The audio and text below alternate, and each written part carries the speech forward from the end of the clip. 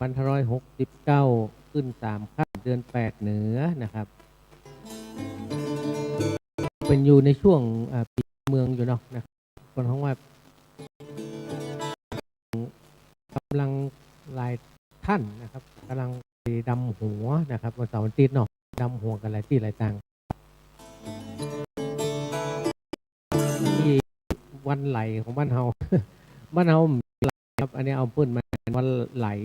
ก็มีงานอยู่นี้นะครับวันที่19ที่เขื่อนแม่กูมีอยู่เนาะกินอาของปีใหม่เมืองบ้านเฮายังมีอยู่นะครับและอากาศช่วงนี้ร้อนเนาะนะครับร้อน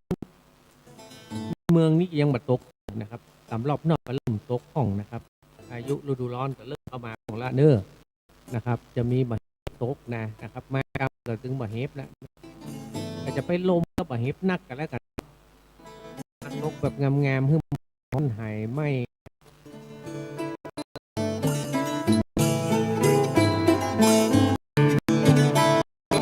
ยังว่าเนาะนะครับกัดร้อนอยู่ในกินในก็บอกให้อะไรนะครับนอกจากเปิดอยู่ในแอร์เย็นๆสบายๆเนี่ยก็ทำเรื่องเนาะเอานี่มันมีห้องแอร์มันก็ต้องไปเยอะนะจะได้นะสมัยก่อนมันกำจัดก็อยู่ไปเยอะเนี่ยหน้าฮ้อนก็เปิดก็เลยฮดนะสมัยก่อนนะครับยุคหลายร้อยปีแล้วนะของบ้านเฮาของล้านนาเฮาเนี่ยเป็นหูจะได้กันนะฮอตหนึ่งก็เลยเอามาน้ำกันเหี่ยวเพราะในก็ปิดในเมืองอ่ะครับประเพณีห้าน้ำก็เริ่มขึ้นมาจากนี่แหละครับกลุ่มของชาติพันธุ์ล้านนาเพราะว่าเป็นตั้งนาเนาะว่าตั้งเจียงปางอะไรอย่างพวกเนี้ยนะครับจะมีชาติพันธุ์เพราะว่าชาติพันธุ์ไตเหมือนกัน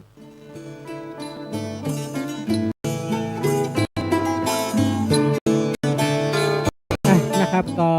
ทักทายกันด้วยเพลงนะอย่างว่านะครับเพลงอู้กับเมืองกันเตอร์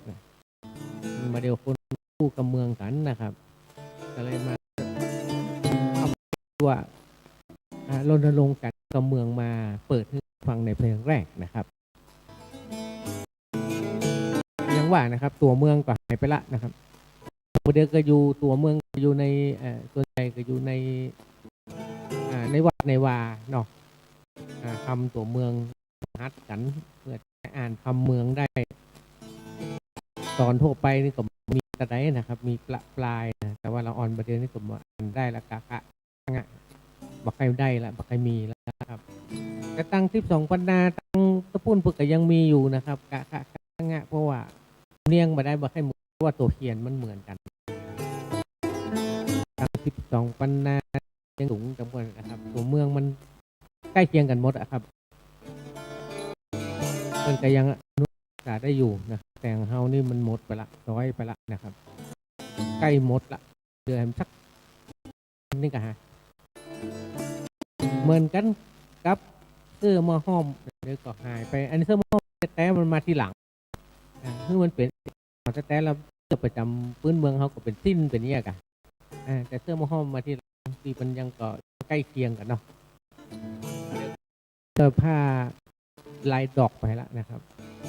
แต่เสื้อมอห้อมหันที่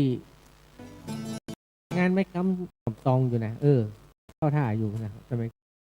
จะใส่กันทั่วล้านนานะครับคนขายมอห้อมก็ขายดิบขายดีเนาะแต่นี่ก็ขายน้อยลงนักนะครับเพราะเสื้อลายดอกมาแทนที่ทักทายกันพอหอมป้าหอมละนะครับฟังเพลงแล้วกันครับของไอ้ขวัญชัยวิวัฒน์พงษ์ออกรวมพล12 ราศีนะเดี๋ยวก็มาอู้เลยเนาะ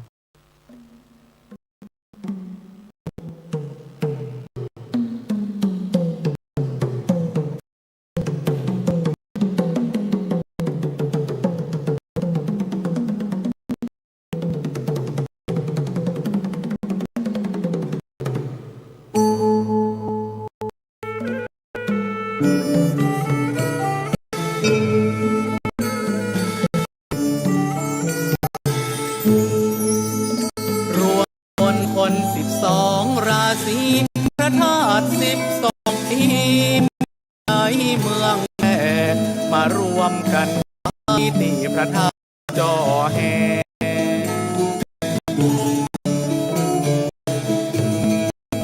เป็นที่งามแต่เมื่อได้มาตามโบราณล้านนาพระธาตุนี้เกิดใบลานปักษาจารึกธรรมประเสริฐเป็นที่เกิดมหากุศลศรัทธา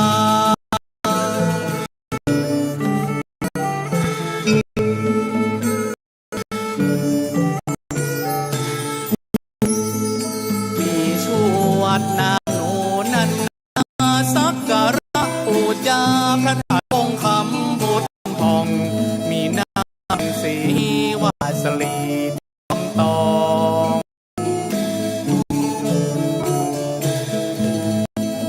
อำเภอจอมตองเมืองเชียงใหม่แก้วเรื่องลือเกิดแล้วทำวิปัสสนาพระธาตุองค์นี้เด่นดีล้ำค่าให้ได้สาจะอยู่สุขสำราญ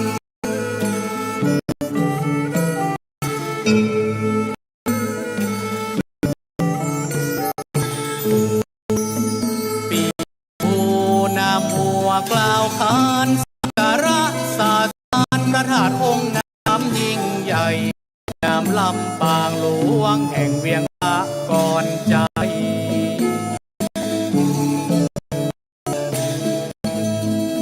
ที่เมืองลำปางก็หาวิไลชมความสัจจันใจในรูปเงาพระธาตุลาดลำเลิศในโลกตาไทยได้ไว้สาจะอยู่ดีกินดี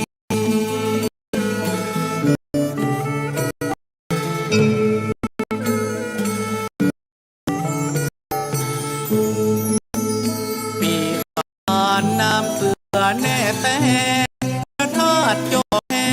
องค์งามวิจิตรดังเนรมรุ่งฟ้าลังไร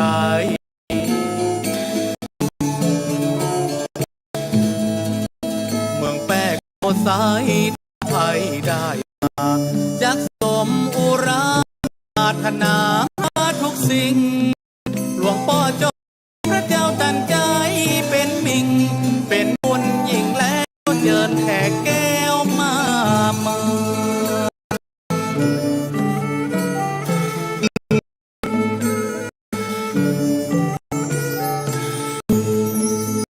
ปีทองงามกระตายรุ่งเรืองพระแจ้แห่งเมืองน่านงามประเสริฐองค์งามเลิศแล้วดอยมอแก้วโบเปียงใครมีชื่อเสียงดังกึกก้องยินดีมานั้นบุรีศรีนครใครได้สาสะชื่นใจบ้านบานใจมันเพราะคนไทยได้อยู่สุขสำราญ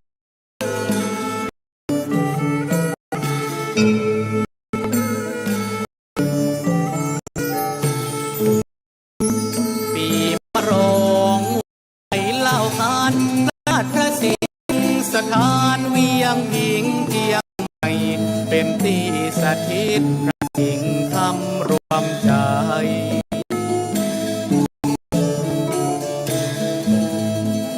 เมืองเชียงใหม่แก้วแดนลานาไทยมีโจกมีได้สมปรารถนาหารลายข้าล้ำงามกันมาได้ไว้สาจะอยู่สุขยินดี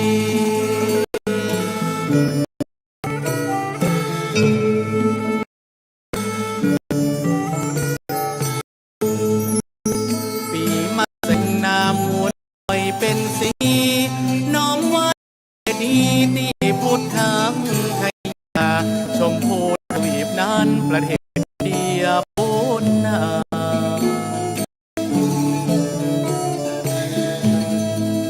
บ่มีวาสนาอยากได้ไปหนทางแสนไกล พิสูจน์ใจศรัทธาให้ได้ไหว้สาพระเจดีย์พระพุทธเจ้าเหมือนได้เข้าเฝ้าแทบบาทพระพุทธองค์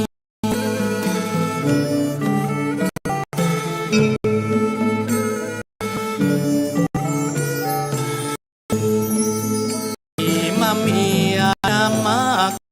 กองพระธาตุทองคำองค์รุ่งเรืองเมืองพม่างามทำโลกนี้เป็นที่รวมศรัทธา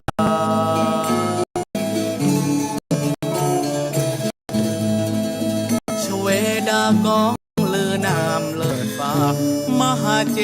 ดียาองค์งามยิ่งใหญ่ต้องข้ามข้ามน้อยแดนไปกล้ำดังใจหาไผ่ได้ปันตา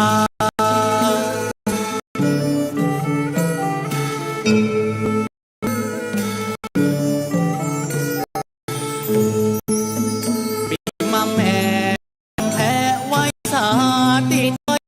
เตวามิ่งเมืองเชียงใหม่พระธาตุดอยสุเทพเลิศฟ้าเรืองไทย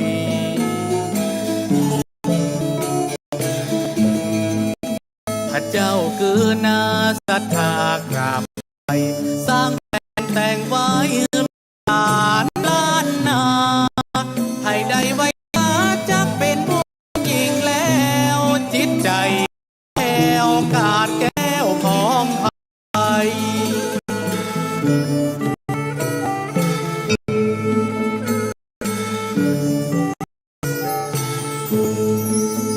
ปีวอกน้ำลิงน้ำจดใจ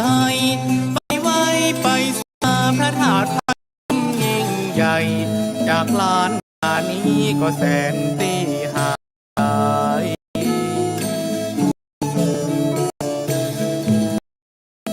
นครพนมแม่ท่านได้ไปไว้สายามได้จะสุขใจเกิดดีทั้งไทยลาวสองฝั่งของนาทีเป็นน้องเป็นพี่สืบจัดเจือเครือพง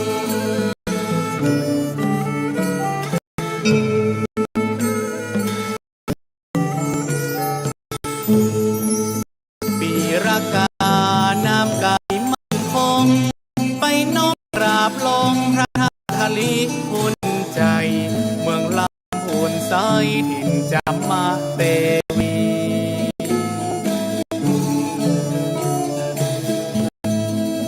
คุณปารมีครูบาศรีใจยิ่งใหญ่เลิศแล้วเป็นตีไว้สามหาเจดีย์แห่งดินแดนล้านนาจะถึงสุขเมืองฟ้าและลาเมืองโคน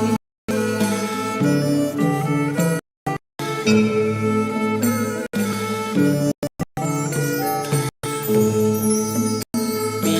จอนำมากุศลไว้พระธาตุเมืองบนดาดึงงามเลือดดีพระธาตุเทพแก้วจุฬามณี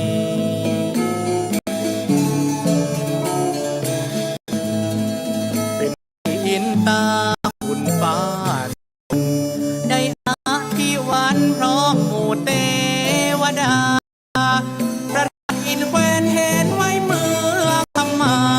ใครได้ไว้สาจะปีตื่นยินดี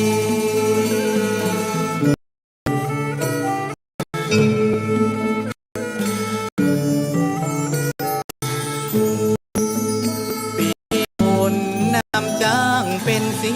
ไว้พระธาตุเจดีย์โดยตุงทรงสง่าละวะจักรราชยำพระบาทติบปา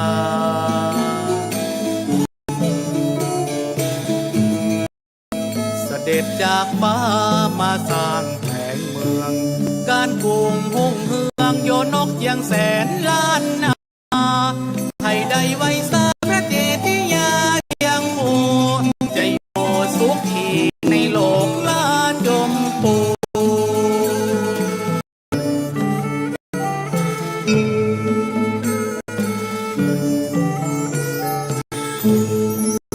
ไผ่ได้ไว้ ญกรรมอยู่12 ราศีรวมอยู่พระธาตุจ่อแหเมืองแปรคิดอยู่แล้วพระธาตุแก้วห่มแพร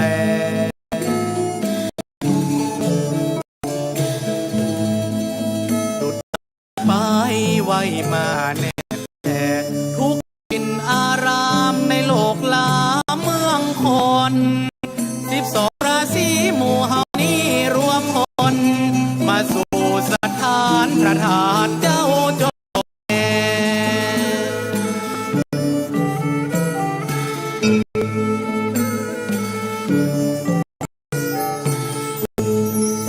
หมาตีเดี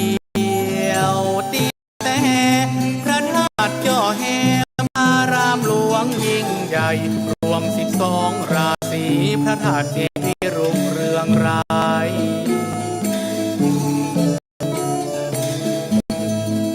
ได้กราบได้ไหว้สมใจทุกประการร่วมบุญกินทานในถิ่นล้านนาไทยจะสุขีมีโชคมีใจมีมงคลสดใสชั่วนิรันดร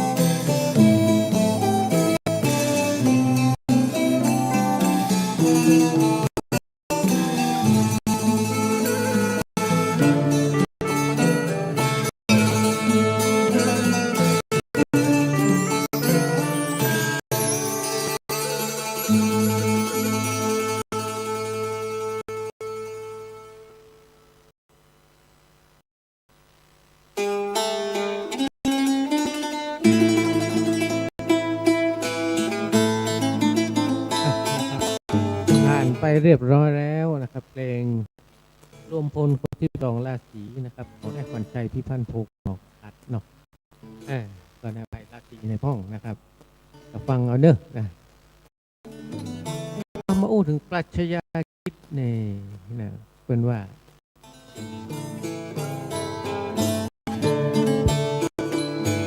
ความสันโดษนะครับในบั้นปลายชีวิตนะครับความสันโดษในบั้นปลายชีวิตเนี่ยเป็นปกตินะครับเพราะจำนวนคนรอบตัวเราจะลดลงตลอดเวลาครับ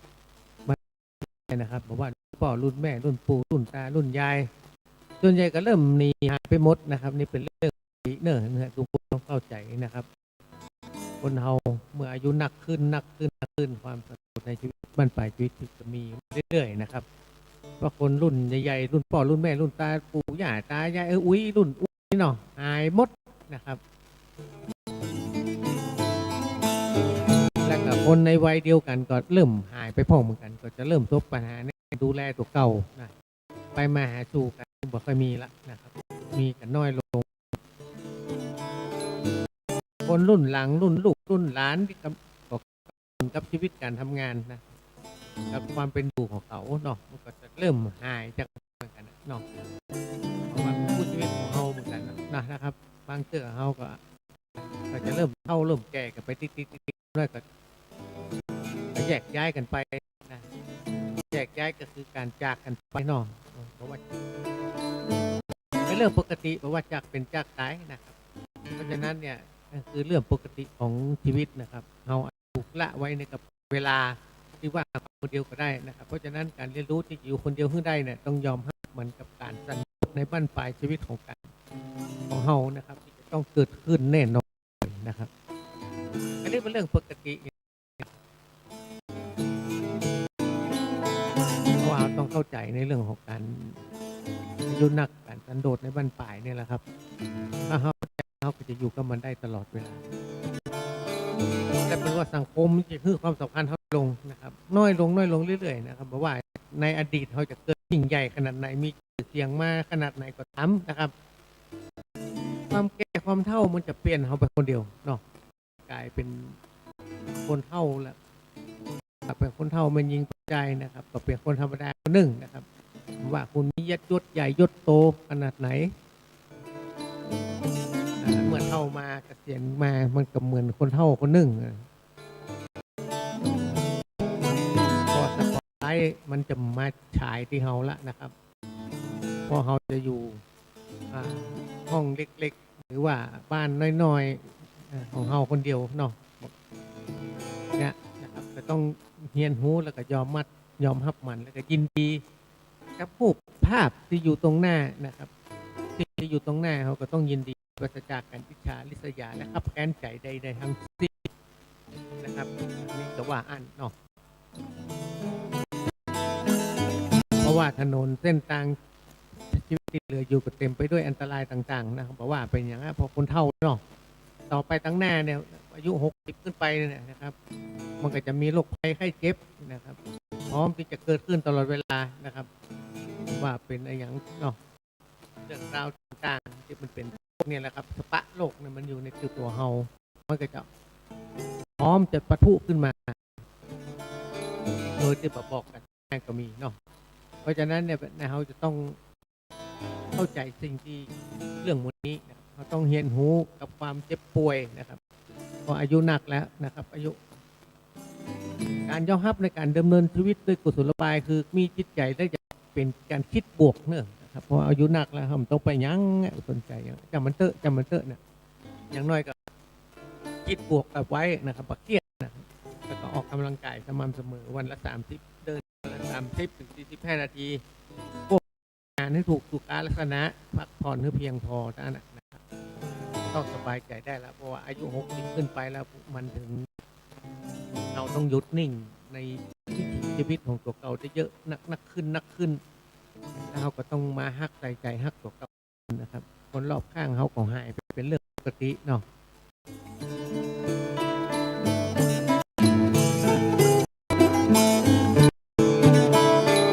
เพราะว่าอย่างน้อยเท่ามาน้อยไปอายุ70 80 90ก็ต้องยอมรับในเรื่องกันอย่างน้อยก็จะนอนเตียงแล้วอาจจะโดนดูแลด้วยคนอื่นเนาะเพราะฉะนั้นเขาก็ต้องเริ่มทำใจตั้งแต่ประเดี๋ยวเป็นต้นไป9 ปีสมมติว่าอายุ80 90นะฮะอายุยืนไปเรื่อยๆเนาะมันก็เท่าลงไปติดๆอ่ะอย่าใดนะทรัพย์สินเงินทองที่มีก็เก็บไว้นะครับเด็กเลี่ยงการลงทุนต้องลงทุนอย่างละเท่าละมันต้องไปลงทุนไหนต้องหวังร่ำหวังรวยอย่างละนะครับแต่อยู่เต้าตีทำเป็นไปได้เนาะนอนกินอิ่มรับอุ่นนะครับเพราะว่าเอาจงพอชีวิตความเป็นจริงของมันนะครับพอใจในสิ่งที่ได้รับแล้วก็ยินดีกับสิ่งที่มีอยู่ใช้ชีวิตในสนุกม่วนนะครับในขณะที่ยังเราแยกได้นะครับทำต้องไปอย่างนั้นนะครับม่วนเนอะอย่าให้ม่วนอยู่ตัวเก่าให้ม่วนนะครับปฏิเสธอย่างไผ่ใจไผ่ตะไดก็อย่างน้อยก็ไปต้องไปจุ่มต้องไปอย่างตะไดนะครับความยุ่งเหยิงของสังคมนะครับการเมืองเรื่องการเมืองพวกเครียดไปได้นะครับเรื่องลูกเรื่องล้านนะครับนั่นเป็นปัญหานะครับเอาไปนั่งอู้กันเนาะมันเกิดจากเครียดบางคนว่านั่นว่านี่เรื่องการเมืองสมัยเนาะเรื่องพรรคนั่นพรรคนี้นะครับแล้วแต่ไผ่เกิดไผ่หันเพราะฉะนั้นเนี่ยนะครับเรื่องวันนี้ก็ตัดออกไปเลยมันต้องมาอู้กันเอาอู้เรื่องม่วนๆงานๆดีกว่านะครับใช้ชีวิตอย่างเตรียมตัวนะครับเตรียมเนื้อเตรียมตัวเรียบง่ายนะครับอยู่สบายๆอย่าแสดงว่าตัวเก่ากลางเก่งนะครับเพราะคือแบบมีประสบการณ์สูงและผ่านอย่างมานั่งต้องไปอู้อย่างนักละอู้ไปก็ของไพ่เบี้ยนิ่งเสียตำลึงทองเพราะฉะนั้นต้องไปสนใจอย่างละนะครับการอ้อมน้อมถ่อมตนของการให้เกียรติคนอื่นอันนี้สำคัญนะครับ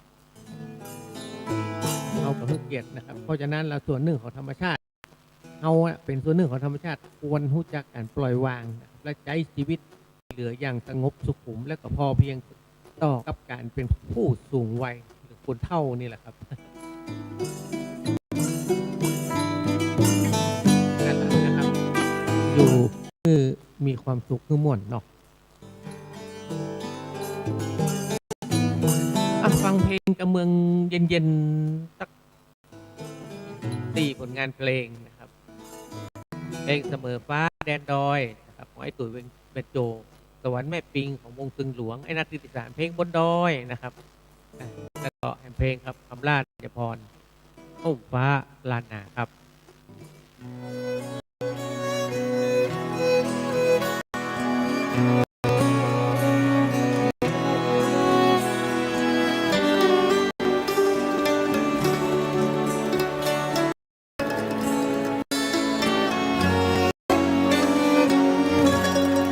ไว้สาสูงดอยตุ่มผาดเจ้า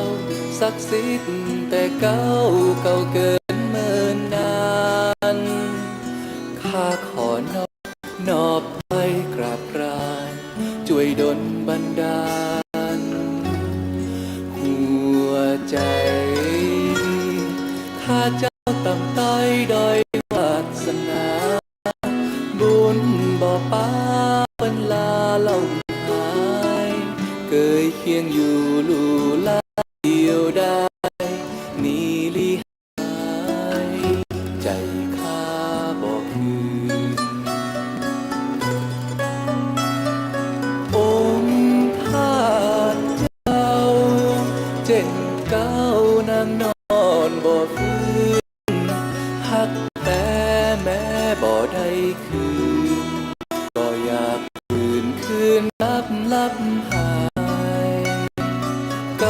ำอู้กูเจอละเลยลบแล้วเลือนลายดอยตุงสุดเกินหัวใจข้าไปบ่ไหวแล้วไว้สาสูงดอยตุงเด่นฟ้าขอใจข้าปิกมาวินบนเธอหักนี้มีมันเสมอหักเธอเสมอแดนด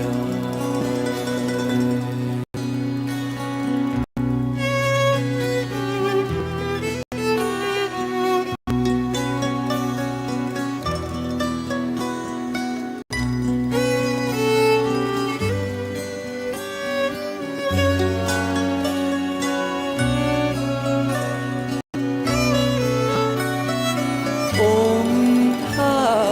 เจ้าเจ็ดเก้านางนอนบ่ฟื้นหักแต่แม่บ่ได้คืนบ่อยากตื่นคืนลับหายกำอู้กูเจยละเลยลบแล้วเลือนลายดอยตุงสูงเกินหัวใจข้าไปบ่ไหวแล้วไว้สาสูงดอยตุงเด่นฟ้าพอใจข้าปิกมาวิญญาบนเธอหักนี้มีมันเสมอหักเธอเสมอแดนดอย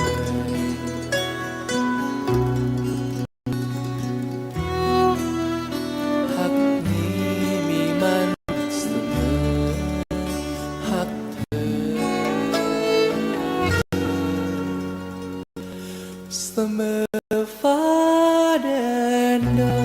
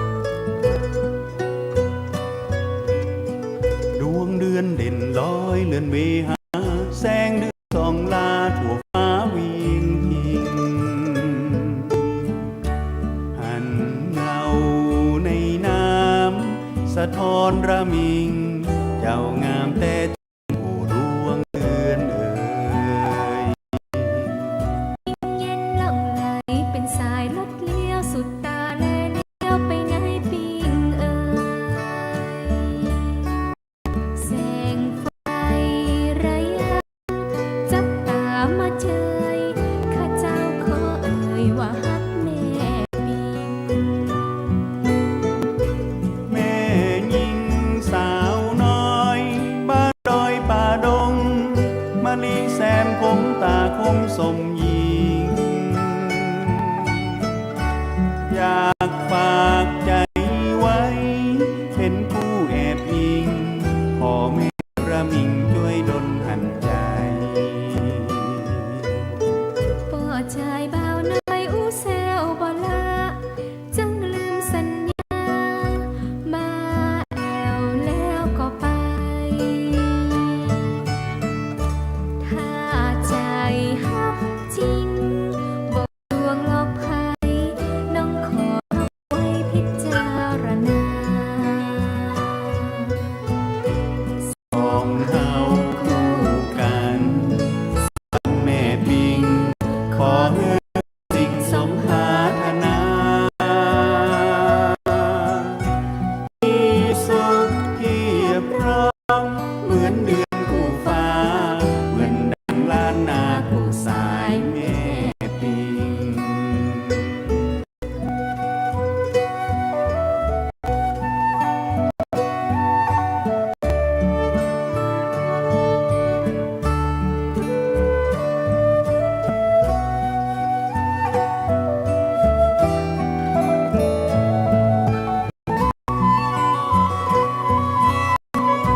แม่หญิงสาวน้อย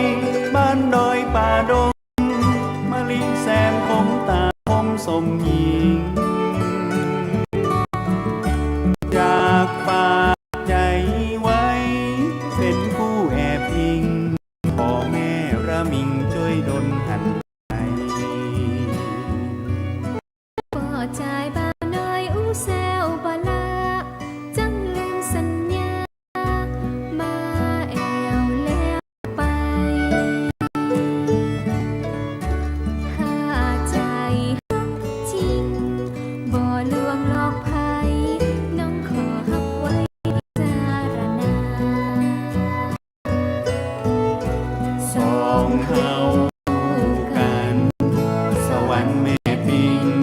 ขอมือคู่สิ่งสมหาธนา มีสุขเพียบพร้อมเหมือนเดือนคู่ฟ้าเหมือนดังล้านนาคู่สายแม่ปิง มีสุขเพียบพร้อมเหมือนเดือนคู่ฟ้าเหมือนดังล้านนาคู่สายแม่ปิง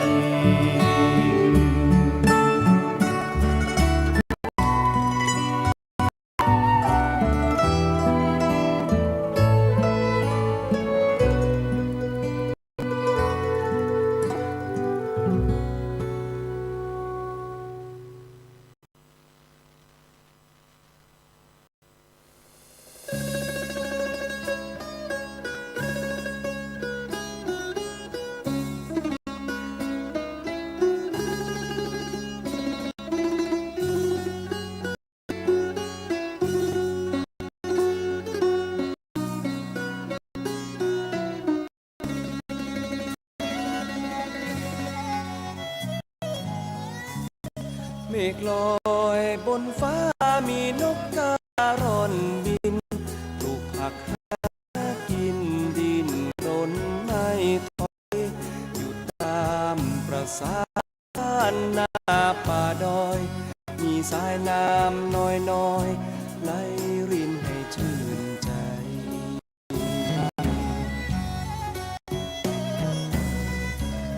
หนุ่มเพียงผู้สาวเกี่ยวข้าวบนตีนดอยบ้านลังน้อยหมู่ใบตองตึงทำมือลงแล้วแววยินเสียงซึ้งติดตาตึงฟังเสียงซึ้ง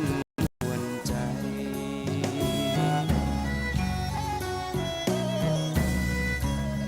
พี่น้องบ้านเฮาต่างร่วมแรงร่วมใจช่วยเหลือไปมีสิ่งใดให้กันแบ่งเบาความทุกข์มีสุขก็แบ่งปันมีน้ำ ใจให้ดังสายทานจำเย็นไม่เดือดไม่ร้อนทนสิ่งใดฟังเสียงเพลงไพรสุขใจเหลือเกินความยากจนทำให้คนเข้าเมินแต่ไม่ใช่ส่วนเกินบนแผ่นดินประเทศไทย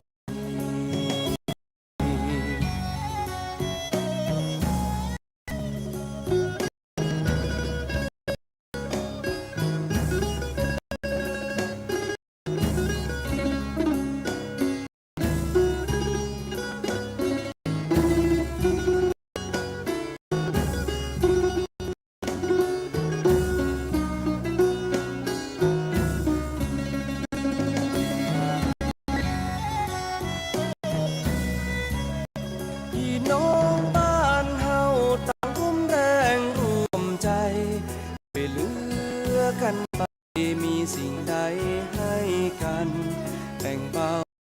ความทุกข์มีสุขก็แบ่งปันมีน้ำใจให้กันดังสายทานช่ำเย็น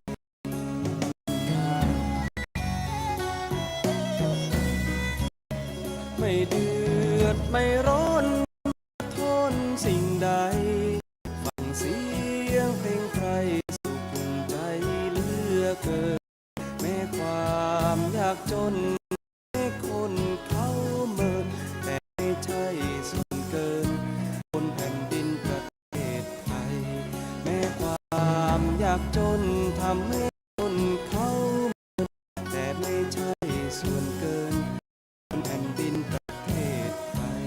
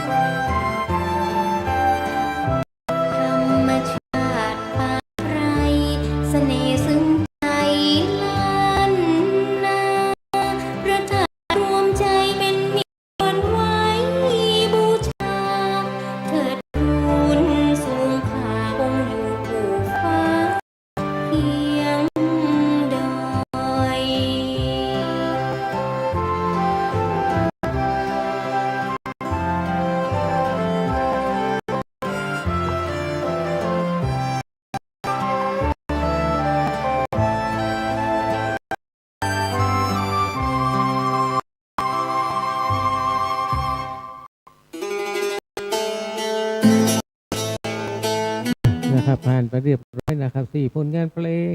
เย็นๆนะครับเพราะว่าช่วงนี้อากาศร้อนเนาะก็ฟังเพลงเย็นๆเพลงกำม่วนๆนะครับม่วนๆนี่มีหลายนะครับมีนักไม่หลายนะครับแต่ว่ามันไม่มีใครเปิดกันแต่ใดเนาะวันนี้เป็นเพลงที่มาเป็น3 ปีละ39 ปี30 ปีเนาะก็อยู่ที่ CM จะนักแก่นะครับเพราะว่าเป็นเพลงกำมือแบบว่าในแนวไหนลูกทุ่งเพลงตลกต่อข่าวนะครับก็มีนักมีหลายทยอยมาเปิดกันเนาะในช่วงบ้านเฮามันเนตกับ CM จะเจ็บเพราะบ้านเฮามันเนตแต่ลาวหลากหลายหลายอย่างหลายเพลงก็มีที่บ้านเฮาเนี่ยนะครับคนเปิดถึงหลั่งไหลไม่แอวบ้านนะครับเพราะมีมนต์เสน่ห์เนาะก็จะไปให้มนต์เสน่ห์ที่เฮามีแล้วมันหาติ๊กๆเนาะเปิดมาแอวหาก็เพราะว่าบ้านเฮามีเสน่ห์นะครับเพราะว่าเป็นศิลปะวัฒนธรรมศาสนานะครับที่เฮามีวัดเต็มบ้านเต็มเมืองเนาะโดยเฉพาะในเวียงเชียงใหม่นะครับวัดมีนักที่สุดละนะครับนะครับส่งท้ายด้วย3ผลงานเพลงแล้วกันเนาะนะครับช่วงนี้อากาศฟังเพลงเย็นครับเพลงของ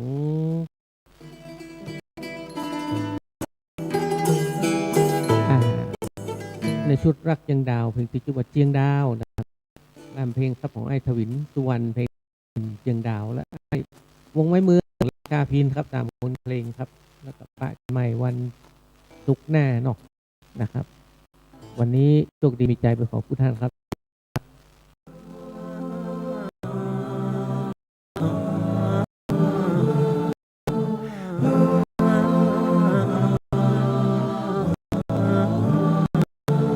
ก่อนใสไหลเย็นแต่เปลี่ยนเป็นดิ่งคนคุยเลี้ยงหล่อและเกื้อหนุนพอเติบโตจะลมวางเรื่องซับซ้อนคงชะลาสะอาดได้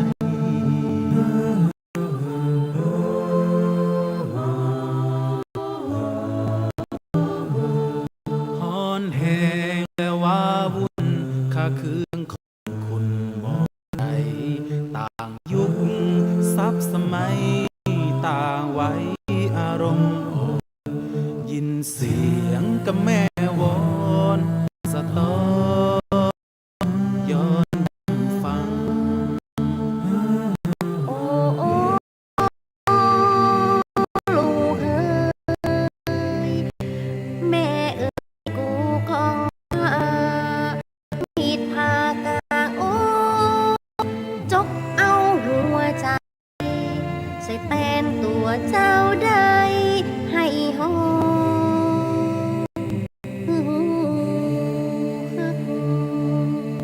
ปิงข้าลำฟ้าใหญ่ล้นแม่เอ๋ยอย่าเศร้ามนลูกแทนทนด้วยชีวาปิงเอ๋ยแม่จ๋าสัญญาจะดูแลสายน้ำไหลเลี้ยงพอรุ่งเรืองเจ้าลาเอ๋ยสายเลือดแม่บอกเคยหวานเฉยดูได้สองสิ่งสื่อความหมายลูกหญิงชายจึงใครครวญ โอ้โอ้ลูกเอ้ยแม่เอ้ยกูของฟ้ามีดพากลางโอ้จกเอาหัวใจใส่แตนเจ้าได้ให้หอ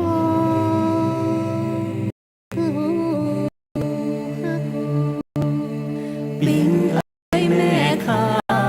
ลำฟ้ากะใหญ่ล้นแม่เอ๋ยอย่าเศร้ามนลูกแทนทนด้วยชีวาปิงเอ้ยแม่จ๋าสัญญา